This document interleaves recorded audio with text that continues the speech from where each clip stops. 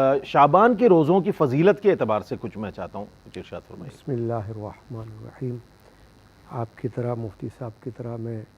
آپ کے بھی گھر سے بہت افسوس قریب، کا آپ بھی کی اظہار رہائش کے بھی کرتا ہوں، بالکل قریب ہے، کیونکہ ہمارے سے بھی بہت قریب ہے، بالکل قریب، اور میرے یہاں بھی جمعہ کی نماز میں اکثر تاجر حضرات وہاں سے آتے ہیں، آیا کرتے ہیں۔ یقیناً تو افسوس ہے، اللہ پاک کی رضا میں اب راضی رہنا ہے، کیا کریں،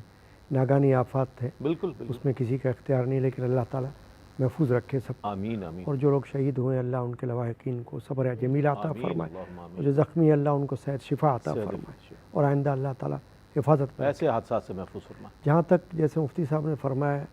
شعبان المعظم کا جو مہینہ ہے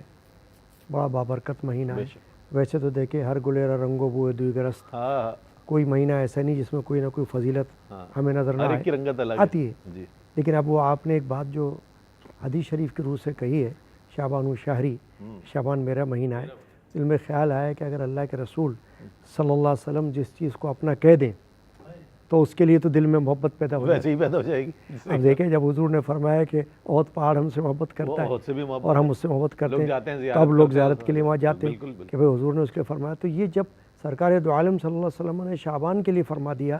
کہ میرا مہینہ میرا ہے، مہینہ، تو اب اس مہینے سے بھی لوگوں کو ایک محبت ہے اور لوگ انتظار کرتے ہیں۔ یہ اس طرح ہے جیسے ماہ رمضان کا انتظار کرتے ہیں۔ بالکل ایسا ہی، پھر اب جیسے مفتی صاحب نے خود فرما دیا کہ جو روزے ہیں نفلی،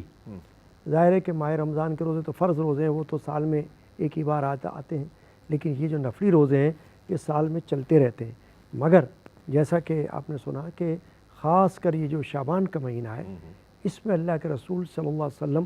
کثرت سے نفلی روزے رکھا کرتے تھے۔ ام المومنین حضرت عائشہ صدیقہ رضی اللہ عنہا سے یہی روایت ہے کہ کبھی کبھی ایسا لگتا تھا کہ آپ روزے رکھیں گے تو چھوڑیں گے نہیں، یعنی مسلسل رکھے جاتے ہیں۔ تو اس کی وجہ یہی ہے کہ نبی پاک صلی اللہ علیہ وسلم نے تمام امت کو یہ تعلیم دے دی کہ جو مہینہ اس کے بعد آنے والا ہے اس کے لیے خود کو تیار کر لو تاکہ تم تربیت حاصل کر لو، کیونکہ روزہ سال میں ایک بار ہوتا ہے ماہ رمضان کا، ہو سکتا ہے کہ لوگوں کو کہیں بھاری لگے، دشوار لگے، تو ایک پریکٹس ہو جاتی ہے۔ آپ نے اکثر دیکھا ہوگا کہ ٹیلی ویژن کے پروگراموں میں ریہرسل کی جاتی ہے، کسی پروگرام کی، کسی ڈرامے کی، وہ ریہرسل اس لیے کی جاتی ہے کہ وہ بندہ مضبوط ہو جائے، اصل فائنل جو ڈرامے کی ریکارڈنگ ہوگی اس کے لیے۔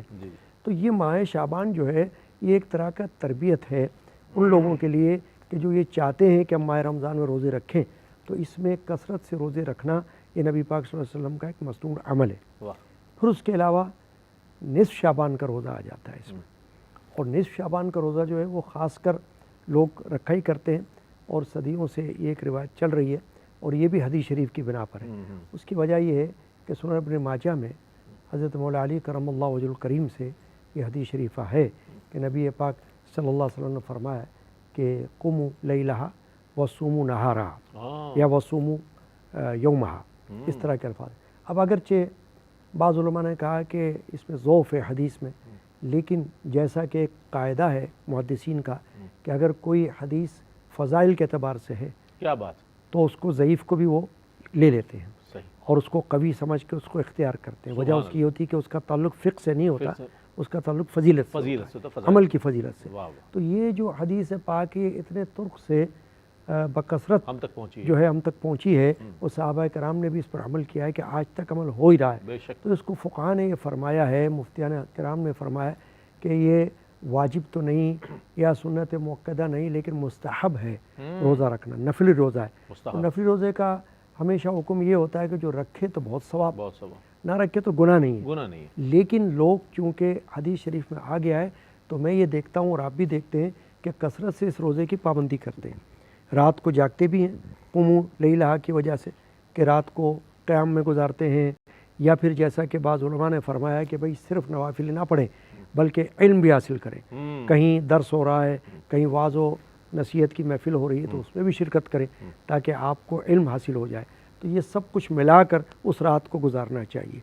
صرف نوافل نہیں۔ تو یہ بھی ہوتا رہتا ہے، پھر دن کو جو ہے وہ روزہ رکھا جاتا ہے۔ تو یہ جب اس طرح کی حدیث ہم کو پہنچتی ہے تو اس میں ہمیں یہ پتہ چلتا ہے کہ اس روزے کی خاص کر لوگوں میں ذوق اور شوق اور شغف جو ہے وہ پایا جاتا ہے۔ ٹھیک